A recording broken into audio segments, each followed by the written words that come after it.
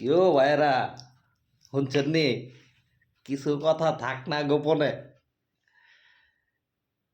এটা হচ্ছে ভিডিওর ডায়লগ।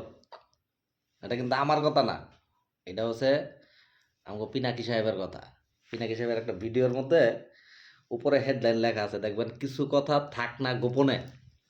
কারণ ঘটনা হয়েছে, এই কথাটা কওয়ার কারণ কি, এটা অবশ্যই একটা কারণ আছে। তাই এর লেগেই কইছি যে আপনারা ইলিয়াস সাহেবের আর পিনাকি সাহেবের ভিডিও দেখবেন। দেখলে দেশের সার্বিক পরিস্থিতি, দেশের যে কি অবস্থা, মোটামুটি অন্তত কিছু হইলেও জানতে পারবেন, যেটা একদম খবর।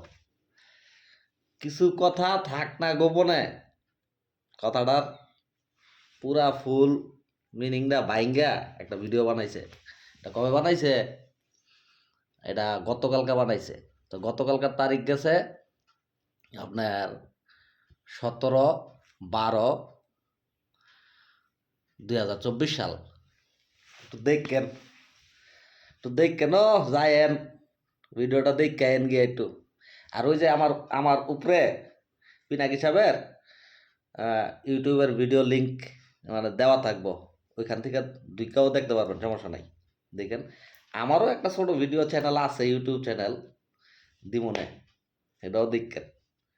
তা যাই হোক, পিনাকি সাহেব আর কইছিলাম না, ওই যে সাংবাদিক ইলিয়াস সাহেব, ওনাকে ভিডিও দেখছেন নি? তো একটু দেখেন, মাঝে মাঝে এক খবর দেখেন, এক ভিডিও দেখেন, তাইলে দেশের অন্তত সার্বিক পরিস্থিতি সম্বন্ধে কিছু জানতে পারবেন, যে বড় বড় মন্ত্রী আমলারা কি করে, কেডাই কি করে, বুঝছেন? তাই যাই হোক, দেখেন, কিছু শুনতে পারবেন, কিছু জানতে পারবেন, যেগুলি মনে করেন সব সময় মিডিয়ায় প্রকাশ হয় না। কিছু কিছু কথা, কিছু কিছু কাহিনী, ঘটনা মিডিয়ায় প্রকাশ হয় না, বুঝছেন? এগুলি আবার হেরা প্রকাশ করে।